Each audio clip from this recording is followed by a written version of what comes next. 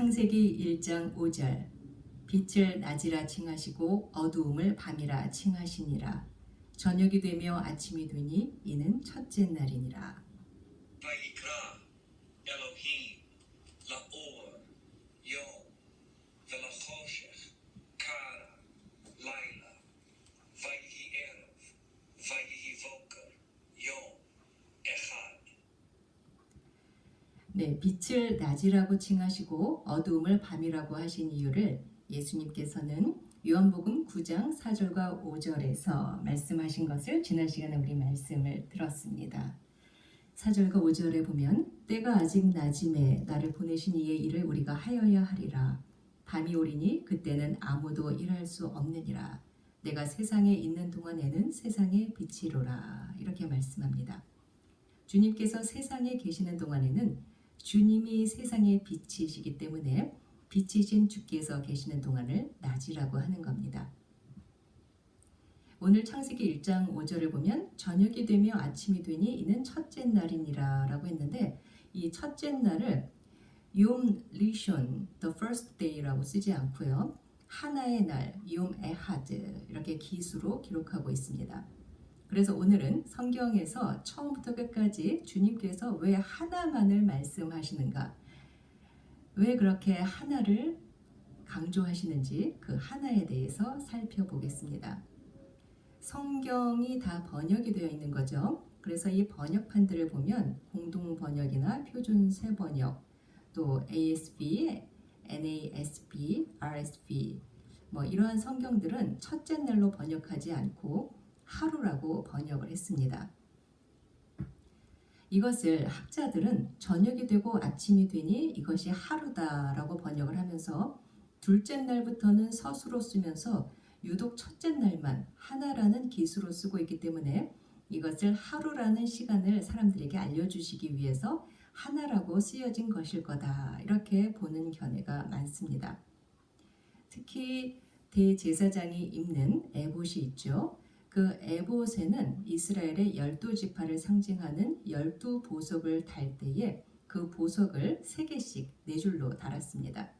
출애굽기 28장 17절부터 보면 그것에 4줄로 보석을 물리되 첫 줄은 홍보석, 황옥, 녹주옥이요 둘째 줄은 하면서 여기에서도 첫 줄이라고 말할 때 리숀이라고 하지 않고 여기에서도 에하드를 썼습니다. 이것도 창세기 1장 5절에서 사용된 것과 똑같은 의미로 쓰인 겁니다. 그렇기 때문에 학자들은 생각하기를 유대인들은 처음에는 에하드로 쓰나 보다 이렇게 생각을 하고 하나의 날이 아닌 첫째로 번역을 하게 된 겁니다. 그렇지만 출애굽기 28장에서 에봇 위에 12보석은 이스라엘 12지파가 12지파이지만 결국 그 12이 하나라는 것을 말하기 위해서 첫째 줄이라고 하지 않고 에하드, 하나라고 한 것임을 알 수가 있습니다. 성경에서 12은 하나님의 통치의 숫자이고 하나님의 아들들의 숫자죠. 그래서 구약에서는 12지파, 신약에서는 12제자가 나옵니다. 결국 그 아들들은 예수 그리스도 안에서 하나로 통일이 됩니다. 이것을 말하기 위해서 저녁이 되고 아침이 되니 이는 하나의 날이다 라고 기록한 것이고 저녁으로부터 아침까지 결국 모두가 하나다 라는 말입니다. 저녁과 아침을 분리하지 말라는 말입니다. 과거 어둠에 있던 우리가 빛을 보기 전까지의 모든 인생은 그것이 수십 년일지라도 그리고 세상적으로 부와 명예와 권력을 갖고 명성을 떨치면서 살았을지라도 하루로 칠 가치가 없는 날들입니다. 우리가 빛으로 들어온 날부터 우리의 삶이 비로소 시작되는 하루입니다. 따라서 하루라는 개념을 알려주기 위해 저녁이 되고 아침이 되니 이는 첫째 날이니라 라는 말이 아니라 공허하고 혼돈하며 깊은 흑암 속에 있던 저와 여러분이 빛이신 주님께로 들어가서 주님과 하나, 한 몸이 되는 걸 알려주기 위해서 하나라고 한 겁니다. 우리의 상태는 모두 저녁이고 밤이지만 빛이신 주님을 만난 순간이 아침이 된다는 말입니다. 그리고 그 아침이 되는 순간이 새로운 피조물이 되는 순간입니다. 이 새로운 피조물은 매일 매순간 이루어져야 되는 겁니다. 한 번 됐다고 끝나는 것이 아니죠. 그래서 예레미야 애가 3장 23절에서도 아침마다 새롭다라고 말하는 겁니다. 우리는 모두 흑암의 무지에서 빛으로 나와서 매일 새로운 피조물이 되어야 됩니다. 여러분이 빛에 들어왔다고 빛의 자녀라고 하나님처럼 모든 걸 아십니까? 아니죠. 아는 것 같다가도 어느 날 문득 내가 왜 이렇게 모르는 게 많지? 왜 이렇게 까마득하지? 깜깜하네. 이럴 때 있지 않습니까? 그러다가 또 어느 순간에 그것이 깨달아집니다. 이것이 바로 저녁이 되고 아침이 되는 것을 반복하는 겁니다. 저녁이 되지 않으면 아침이 오지 않습니다. 그렇기 때문에 여러분에게 저녁이 왔을 때 슬퍼하거나 낙심할 필요가 없습니다. 저녁이 와야 그 다음에 또 아침이 오기 때문입니다. 그래야 또 하나의 날을 지내게 되는 겁니다. 우리는 모두 완벽한 사람은 한 사람도 없습니다. 비록 용서함을 받았다 할지라도 우리는 여전히 죄인이고 무지합니다. 그래서 아침이 왔다가도 또다시 밤이 오게 되는 겁니다. 그런데 그것을 주님은 두려워하지 말라고 하십니다. 주께서 함께 하시기 때문에 다시 아침이 오게 될 거라고 우리에게 밤과 낮을 보여주시는 겁니다. 밤에 아무것도 모르는 무지한 상태에서 잠을 자다가 아침에 다시 눈을 뜨도록 해주시는 겁니다. 이것이 죽음과 부활을 계속해서 우리에게 보여주시는 겁니다. 여러분이 잠을 자고 무지할 때는 여러분이 아닙니까? 여러분의 장점만 여러분이고 단점과 약점은 여러분이 아닙니까? 주님은 그 모든 것이 하나라고 말씀하십니다. 밉던 곱던 여러분의 장단점이 모두 여러분을 이루고 있는 하나라고 알려주시는 겁니다. 그런데 성경에서 말씀하는 하나라는 개념은 우리가 생각하는 것과는 좀 다릅니다. 우리가 성경을 해석할 때는 세상적인 국어를 버려야 됩니다.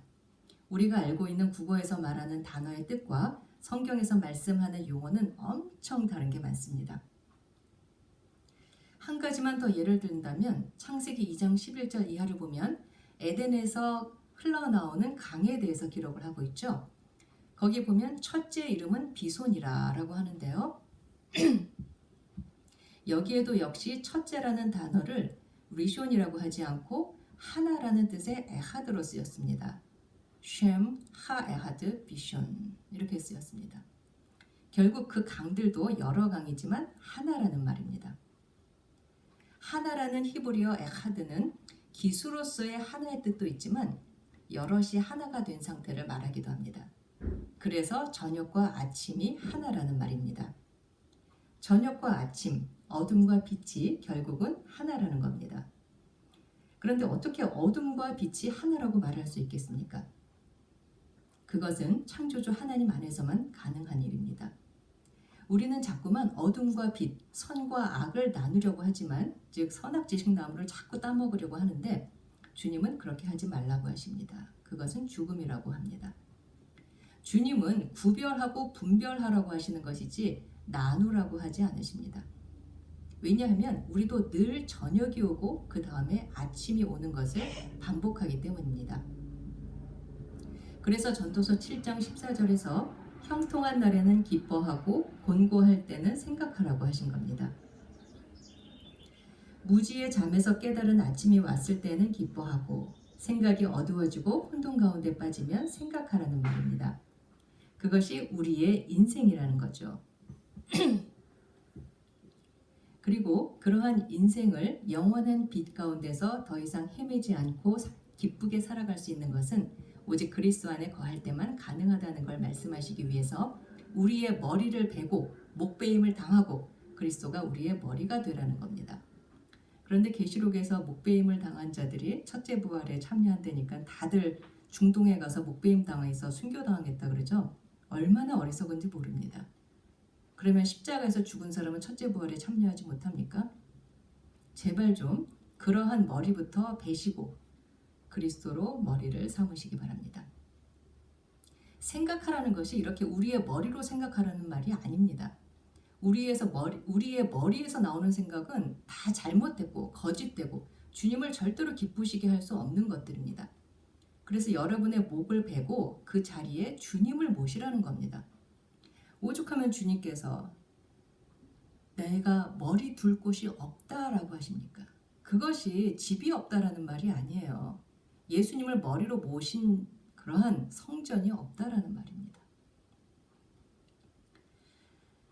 자, 그래서 창세기 1장 1절의 첫 단어가 레시트부터 나오는 겁니다. 이 레시트는 처음, first, 우두머리, chief 이런 뜻을 갖고 있습니다. 이 단어는 롯이라는 우두머리, 처음을 뜻하는 남성 명사에서 온 말인데요. 그런데 이 첫째라는 히브리어 리숀의 알파벳이 바로 이 롯으로 시작됩니다. 그러니까 우리의 삶의 우선순위는 첫째가 우리의 머리가 아니라 우리의 생각과 가치관을 다 버리고 우리의 머리를 없애고 주님께서 머리가 되셔야 한다는 말입니다. 그것이 창세기 1장 1절 첫 단어에서부터 우리에게 알려주는 것이고 주님은 우리에게 먼저 하나님의 나라와 그의 의를 구하라라고 하신 겁니다. 왜냐하면 이사야 55장 8절 이하를 보면 하나님의 생각이 우리의 생각과 다르고 하늘이 땅보다 높음 같이 하나님의 생각이 우리의 생각보다 높다고 주님께서 말씀하십니다. 그리고 고린도전서 1장 25절에서도 하나님의 미련한 것이 사람보다 지혜롭다고 말씀하기 때문입니다.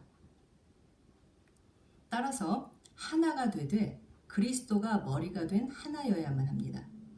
에베소서 1장에서 말씀하듯이 예수 그리스도라는 빛 속에서 그 모든 것이 통일되어 하나가 될 것을 창세기 1장 5절에서 저녁이 되고 아침이 되니 이는 하나의 날이니라 라고 말하는 겁니다. 어둠은 빛이 오기 위해 반드시 필요합니다. 빛이 오면 어둠이 사라지기 때문에 빛으로 통일이 되어서 결국 하나를 이루는 겁니다. 빛만 있으면 빛인지 모릅니다. 그래서 어둠이라는 전제 조건이 반드시 필요한 겁니다. 주도 하나이요, 믿음도 하나이요, 세례도 하나이요, 하나님도 하나이시니 곧 만유의 아버지시라. 만유 위에 계시고 만유를 통일하시고 만유 가운데 계시도다. 에베소서 4장 5절과 6절 말씀입니다. 요한복음 10장을 보면 30절에서 예수님께서 나와 내 아버지는 하나이니라 라고 하시자 유대인들이 돌을 집어들고 예수님을 치려고 달려들죠. 그때 예수님께서 내가 선한 일을 많이 보여주었는데 무엇 때문에 나를 치려고 하느냐 이렇게 질문을 하시니까 그들은 선한 일을 한 것 같고 우리가 뭐라고 하는 것이 아니라 당신이 사람이면서 어떻게 당신 자신을 하나님으로 만드느냐 그래서 우리가 너를 죽이려고 한다라고 대답을 합니다. 이 히브리인들에게 있어서 에하드의 개념은 하나님을 의미한다고 생각하기 때문에요. 예수님께서 하나님과 나는 에하드다. 하나님과 나는 하나다라고 말씀하시자 죽이려고 했던 겁니다. 창세기 1장 1절에서 하나님을 엘로힘이라고 하죠. 복수로 쓰였습니다. 여호와를 발음하기를 꺼려서 유대인들은 여호와 대신에 아도나이, 즉 주님이라고 부릅니다. 그런데 이 아도나이도 복수입니다. 그래서 하나님과 하나라고 하는 말을 듣는 순간 그러면 하나님을 복수로 썼기 때문에 예수님도 하나님이라는 뜻이 되겠죠. 그래서 너가 하나님이야? 해서 죽이려고 했던 겁니다. 신명기 6장 4절에 보면 이렇게 에하드로 쓰인 게 많은데요. 이스라엘아 들으라 우리 하나님 여호와는 하나 에하드인 여호와시니. 창세기 2장 24절에 보면 이러므로 남자가 부모를 떠나 그 아내와 연합하여 둘이 한 몸을 이룰지니 한 몸을 바사르 에하드. 네, 영적 소경으로 어둠 속에서 방황하던 시간들은 아무짝에도 쓸모없는 무용지물입니다. 빛을 만나 빛 가운데 들어온 그날부터 인간은 비로소 살아있는 사람이라고 말을 할 수 있는 겁니다. 빛 가운데 들어오기 전까지는 저와 여러분은 개와 돼지와 같은 짐승일 뿐입니다. 그래서 우리는 왜 어떤 사람을 짐승의 이름을 대면서 무엇 같다 또는 벌레만도 못하다 제발 인간이 되어라 이런 말을 하죠. 이 모든 게 다 성경에서 나온 겁니다. 그래서 창세기 2장을 보면 하나님께서 짐승을 만드실 때 야차르라고 합니다. 사람을 만들 때도 야차르. 자, 여기 보면 하나님의 손을 의미하는 유드가 짐승을 만드실 때는 창세기 2장 19절에 보면 하나만 있어요. 그런데 사람을 야차를 하실 때는 이 유드가 2개가 쓰였습니다. 창세기 2장 7절을 여러분이 원어를 한번 보시면 거기에 그렇게 유드가 하나만 있고 2개가 있는 것을 볼 수 있습니다. 이거를 볼 때 우리가 무엇을 생각할 수 있냐면 짐승은 한 손으로 만드셨고 사람은 2손으로 정성스럽게 만드셨구나. 뭐 이런 거를 좀 생각해 볼 수 있습니다. 재밌죠? 이 히브리 성경을 보면 더 강조하고 싶은 것은 단어 중에서 알파벳을 크게 쓰기도 하고 힘이 없는 것은 작게 쓰기도 합니다. 우리는 사람만 하나님께서 손으로 빚으셨다고 들어왔는데 그건 순 거짓말입니다. 성경에는 분명히 짐승도 주님께서 손으로 빚으셨다고 기록하고 있습니다. 그런데 짐승은 한 손으로, 사람은 2손으로 빚으셨습니다. 왜 그럴까요? 그것은 창세기 2장을 할 때 다시 이야기하기로 하고요. 여러분께서 저와 성경 공부를 할 때는 그동안 들어와서 여러분 머리에 잘못 쇠뇌된 것들, 그런 것들 다 부셔야 됩니다. 우리 선배들이 과거에는 원어 성경을 볼 수도 없었고요. 한글 성경만 있었기 때문에 그걸 갖고 목회를 하다 보니 진짜 속뜻을 모르고 가르친 것이 너무 많기 때문입니다. 그렇기 때문에 또 과거의 선배들을 원망할 필요는 없습니다. 그분들은 그것으로 최선을 다했기 때문입니다. 자, 그럼 다시 본문으로 가서 여러분의 그 견고한 진을 지금 부시라고 했는데 그것이 바로 여러분의 머리를 없애라는 겁니다. 자, 빛이 있으라고 해서 빛이 있게 된 그날부터 날이라고 합니다. 용. 그래서 창세기를 창조 기사로만 보면 큰일 납니다. 그렇게 쇠뇌된 그런 견고한 진들을 지금 다 깨뜨리시기 바랍니다. 빛이신 주님과 하나가 된 그날부터가 여러분의 하나의 날이 시작이 되는 겁니다. 여러분이 거듭나기 전에 살아온 모든 인생은 그 날에 해당하지 않고 모두 죽은 시간들입니다. 그러니까 시간이라고도 할 수 없고 날이라고도 할 수가 없겠죠. 참빛이신 주님께서 어둠 속에 헤매고 있는 짐승과 같은 인생들을 찾아오셔서 혼돈과 공허한 땅에 생수를 부어 무적행의 상태에서 물이 있는 우물로 변화시켜 주시고 짐승에서 사람으로 새롭게 변화시켜 주시고 그 우물가에서 신랑이신 주님을 만나게 해주시는 것이 성경 전체의 내용입니다. 그래서 결혼으로 설명하는 것이고 한 몸으로 설명하고 있는 겁니다. 이 마크 빌츠 목사님께서 남녀간의 결혼을 설명한 것을 들어보면 참 재밌습니다. 먼저 시편 68편 4절을 보면 하나님께 노래하며 그 이름을 찬양하라. 타고 광야에 행하시던 자를 위하여 대로를 수축하라. 그 이름은 여호와시니 그 앞에서 뛰놀지니라 라는 말씀이 있습니다. 여기에서 여호와라는 단어가 우리 한국말에는 여호와로 이렇게 쓰였지만 원래 원어를 보면 그냥 야라고 쓰였습니다. 이 야는 여호와, 야훼를 줄인 말입니다. 그리고 신명기 4장 24절에 보면 하나님을 소멸하는 불이라고 하죠. 애쉬, 불이 애쉬입니다. 자, 이 불은 2 알파벳으로 되어 있는데요. 알레프하고 쉰으로 되어 있습니다. 그런데 남자라는 이쉬, 여자라는 이샤, 이 2 단어가 모두 다 불이라는 애쉬가 들어가 있습니다. 남자라는 이쉬는 알레프 그리고 쉰 사이에 유드가 들어가 있습니다. 히브리 알파벳 유드는 손이란 뜻입니다. 손을 편 것을 말합니다. 그러니까 남자는 손으로 일하는 사람이라는 말이죠. 그러니까 항상 불 가운데서 수고해야 되는 것이 남자라는 겁니다. 그런데 수고하지 않으려고 하는 사람은 남자의 자격이 없겠죠. 자, 여자는 이 이시아인데요. 이 이시아는 알레프와 쉰 다음에 헤이가 있습니다. 이 헤이라는 그 알파벳이 단어의 끝에 쓰일 때는 behold, 보라 또는 소망하다 뭐 이런 뜻이 있어요. 이 헤이는 하나님의 숨을 불어넣어서 우리에게 생명을 넣어주시는 것을 의미하는데요. 이 말은 불 속에 들어간 금이 연단되어서 나온다는 말입니다.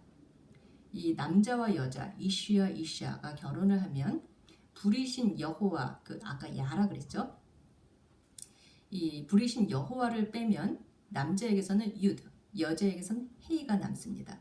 이 유드와 헤이를 합하면 야가 만들어집니다. 여호와가 만들어집니다. 정말 신기하죠? 자, 그러니까 결혼이라는 것은 남자와 여자가 만났을 때 이 소멸하는 불, 이 하나님, 그리고 여호와, 하나님이 중심이 되어서 결코 조각목과 같은 가시나무들, 그 가시나무들이 우리죠. 우리를 태우지 않고 보호하시고 하나님 안에서 하나가 되게 하는 겁니다. 그런데 만약 결혼 관계에서 야라고 하는 여호와가 빠진다면 이 말은 남자에게서 유두, 남자에게서 수고, 여자에게서 해이, 금 같은 연단, 이것이 없어진다면 둘 다 그냥 불이 돼서 서로를 태워서 죄로 만들어 버린다는 겁니다. 지금 여러분의 부부 관계는 어떻습니까? 남자는 열심히 수고의 땀을 흘리며 아내와 자녀를 위해 희생의 사랑을 하고 있습니까? 여자는 말씀으로 연단을 받아서 선악과가 아닌 생명과를 남편과 자녀에게 먹이고 있습니까? 아니면 남자는 유드라는 수고를 싫어하고 여자는 말씀을 멀리해서 둘 다 불만 남아서 서로 불태워서 죄만 남은 그러한 가정은 아닙니까? 남자와 여자라는 이시는 에노시라는 말에서 나왔는데요. 이 에노시는 뜻이 치유 불가능한 incurable, 절망적이고 자포자기에 desperate, 그리고 필사적으로 사악한 desperately wicked라는 뜻을 갖고 있습니다. 그렇기 때문에 여호와 하나님이 빠진 남녀는 구제불능이고 치유 불가능하고 절망적인 삶을 살 수밖에 없습니다. 그래서 남편 하나만 하나님께 가까이 가도 안 되고 아내 하나만 하나님께 가까이 가도 안 됩니까? 안 됩니다. 둘 다 같이 하나님께 가까이 가야 됩니다. 그래서 하나님께서는 하나님 안에서 하나됨을 창세기부터 계시록까지 계속해서 말씀하고 계신 겁니다.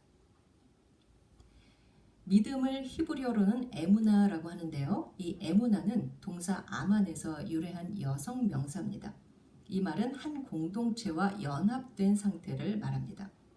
그래서 믿음이 있다는 것은 공동체, 뭡니까? 가정 아니면 교회 안에서 연합되어 있는 것을 의미하고, 믿음이 없다는 것은 교회와 분리되고 가정과 분리돼서 너는 너대로 나는 나대로 살래 라고 하는 것을 믿음이 없다라고 하는 겁니다. 히브리 문화에서 공동체의 의미를 잘 나타내고 있는 것이 결혼인데요. 창세기 2장 24절에서 그 부모를 떠나 아내와 연합하여 라고 말씀합니다. 여기서 연합하다, 아내와 연합할 때 그 연합하다라는 히브리어는 타바크라고 하는데요. 이 타바크라는 말은 무엇을 해치며 나아가다, 굳게 결합하다, 함께하다, 친근히 하다, 열렬히 사모하다, 뭐 이런 뜻을 갖고 있는 동사입니다. 다시 말해서 사랑을 기본으로 해서 하나가 되는 것을 의미합니다. 여러분도 연애할 때는 사랑하는 사람과 하나가 되고 싶어서 결혼하죠. 헤어지는 것이 너무 싫어서, 그 말은 분리되는 것이 싫다는 말입니다. 함께 하고 싶은 마음, 어떠한 어려움도 우리 함께 헤쳐나가자라고 하면서 그 반대에도 무릅쓰고 결혼하지 않습니까? 그래 놓고는 결혼한 뒤에는 이 웬수야. 네, 이러면서 서로 헤어지지 못해 안달이죠. 왜 그렇습니까? 주님께서는 여러분 부부가 주 안에서 주님을 머리로 삼고 하나가 되기를 원하십니다. 남편에게 수고하라고 하십니다. 아내에게는 말씀을 가까이 하라고 하십니다. 그런데 마귀는 여러분 부부가 각자 머리가 되어서 지지고 볶고 싸우다가 헤어지길 원합니다. 그러면 여러분은 어느 길을 택하겠습니까? 주님을 따르겠습니까? 아니면 마귀의 종이 되겠습니까? 나중으로 미루지 말고 지금 선택하시기 바랍니다. 주님은 늘 지금 하라고 하십니다. 히브리인들은 분리를 두려워합니다. 에덴 동산에서 하나님께서 아담에게 정령 죽으리라, 타무트, 죽고 또 죽을 거야 라고 하신 말씀에서 이 죽는다라는 히브리인의 개념은 하나님과 분리된다는 겁니다. 하나님과 분리되지 않으려면 우리는 매 순간 성령 충만을 위해 기도해야만 합니다. 순간적으로 여러분이 머리가 되는 순간 여러분은 하나님과 분리될 수 있습니다. 그렇게 될 때 여러분의 입에서 나오는 말은 여러분의 머리에서 나온 생각이 나오기 때문에 하늘의 말이 아니라 땅에 속한 저주의 말이 나옵니다. 예수님은 요한복음 6장 63절에서 내가 너희에게 이른 말이 영이요 생명이라 라고 하셨습니다. 이 말씀은 여러분의 말이 여러분의 영의 상태를 보여준다는 겁니다. 말이 영이고 생명이라고 합니다. 여러분이 예수 믿고 아직까지도 여러분의 입에서 나오는 말이 전혀 변화가 되지 않았다면 그것이 여러분의 영의 상태를 말해주는 겁니다. 여러분이 정말로 빛 속에 들어와서 주님과 하나가 되었다면 여러분의 언어가 변할 수밖에 없는데 아직 여러분의 입에서 나오는 말이 예전과 똑같다면 부부 사이에서도 싸우면서 이혼하자 이런 말이 아직까지 나온다면 여러분은 하나님과 하나가 되지 않았다는 것을 여러분의 말로 증명하는 겁니다. 여러분이 하나님과 하나가 되었다면 여러분의 언어가 하늘의 언어가 되어야 합니다. 그것이 바로 의의 병기로 사용되는 겁니다. 그렇지 않다면 여러분은 죄의 병기로 사용되고 있는 것일 뿐입니다. 얼마나 슬픕니까? 그러므로 오늘부터 여러분이 갖고 있던 이런저런 비전이나 꿈 같은 것들은 일단 접어두고 먼저 여러분의 입에서 나오는 말부터 변화되도록 성령 충만을 위해 기도하시기 바랍니다. 여러분의 말이 변화되지 않는 한 여러분 주인은 하나님 나라가 아니라 계속 마귀의 왕국일 뿐이기 때문에 여러분 주변에 있는 사람들이 여러분 한 사람 때문에 여러분의 그 말 때문에 지옥에서 살아야 됩니다. 그러니까 땅의 말을 버리고 하늘에 속한 신령한 언어를 하는 사람이 되도록 여러분의 목표를 정하고 그렇게 살아갈 수 있도록 주님께 부탁드리기 바랍니다. 예수님께서 성전을 정화하신 것처럼 더러웠던 성전, 강도의 구렬이었던 성전인 여러분을 주님께서 정화하셔서 더 이상 더러운 말이 입 밖에 흘러나오지 않고 창조적인 말, 복음의 씨앗을 뿌리는 말, 소금과 같이 은혜롭고 덕이 되는 말을 함으로 여러분이 진짜 예수 그리스도와 한 몸이 됐다는 것을 증명하며 살아가는 증인의 삶을 사시기를 축복합니다. 마지막으로 요한복음 17장은 주님께서 십자가를 지시기 전에 하나님 아버지께 대제사장으로서 기도한 내용인데요. 21절부터 23절까지 읽고 마치도록 하겠습니다. 아버지께서 내 안에 내가 아버지 안에 있는 것 같이 저희도 다 하나가 되어 우리 안에 있게 하사 세상으로 아버지께서 나를 보내신 것을 믿게 하옵소서. 내게 주신 영광을 내가 저희에게 주었사오니 이는 우리가 하나가 된 것 같이 저희도 하나가 되게 하려 함이니이다. 곧 내가 저희 안에 아버지께서 내 안에 계셔 저희로 온전함을 이루어 하나가 되게 하려 함은 아버지께서 나를 보내신 것과 또 나를 사랑하신 같이 저희도 사랑하신 것을 세상으로 알게 하려 함이로소이다. 아멘.